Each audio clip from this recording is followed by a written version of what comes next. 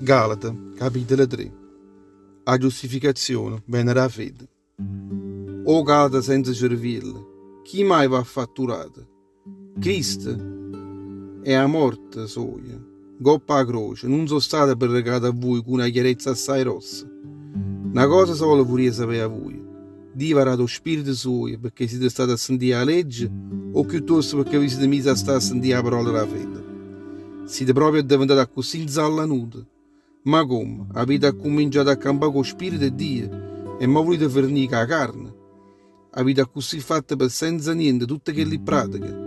Ma questa cosa non pare buona. Ma come chi lo dica avrà lo spirito fa miracoli in mezzo a voi? O fa perché avete sentito la legge o perché avete creduto a chi lo Vangelo era la fede? La fede è la legge. Come sta scritto in la Bibbia? Abramo credette a Dio e proprio perché se Dio pensava giusto.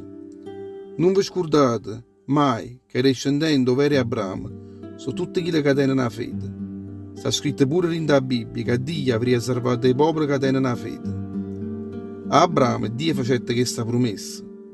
Per mezzo a voi saranno benedette tutti i popoli. Abramo credette a Dio e fu benedetto e così fu benedetto insieme con tutti quelli che credono. Tutti quelli invece che mettono la fede a loro in la pratica la legge stanno sotto la maledizione, perché sta scritto ancora in la Bibbia.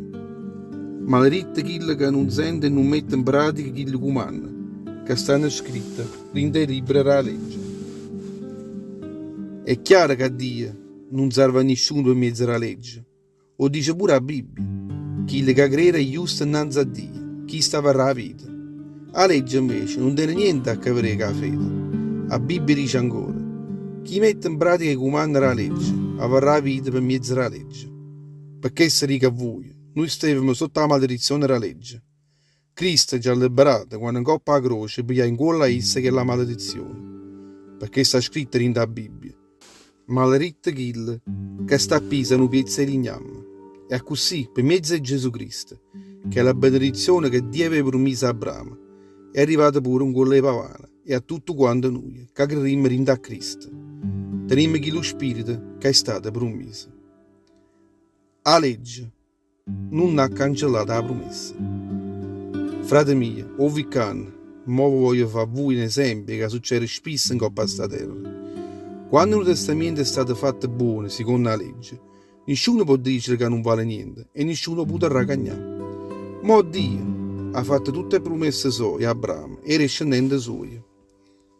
La Bibbia non dice e a tutti i discendenti suoi, come se si trattasse di parecchie persone, dice solo invece e ai discendenti suoi, volendo mostrare così una persona sola, che è Cristo. E beh, Dio ha fatto una promessa a Abramo, che è come un testamento che non può essere più scassato dalla legge, che è stata data 430 anni dopo. Se l'arte che Dio ha promesso avesse mezzo questa legge, vuol dire che non sa più perché l'ha promessa. Invece, con quella promessa che Dio ha mostrato tutto l'amore suo a Abramo. La funzione della legge. E qualcuno potrà dire, se le cose stanno così, a che serve la legge? Che se fu dato solo troppo per mettere in chiaro il peccato insieme a quando non fosse arrivato chi lo discendente che era stato promesso. Che la legge poi è stata data per mezzo dell'angelo che si servette in usanzare. Ma quando c'è sta una persona sola che fa una cosa, non serve più un usanzare, perché è solo Dio che fa sta cosa. La legge è per questo contrario. A che la promessa è Dio? No, certamente. Se fosse stata una legge capace, era una vita vera a tutto l'uomo, tanta salvezza sarebbe venuta a quella legge.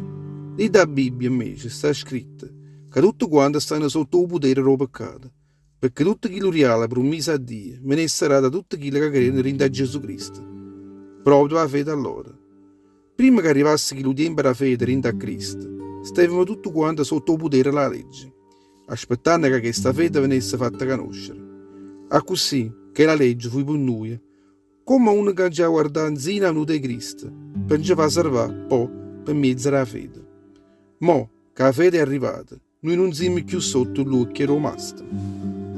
Voi tutti siete figli di Dio per mezzo a Gesù Cristo, perché sta credendo in esso. Con attesa di voi siete stati uniti a Cristo, e vi siete vestuti isse, come uno che si mette una veste nuova in culo. Mo, non conto più se uno è ebreo e pagano, se è schiavo o libero, se è uomo o se è femmina, perché siete diventati un uomo solo a unito a Gesù Cristo. E se appartenete a Cristo, siete discendenti di Abramo, e state avendo che la eredità che Dio ha promesso.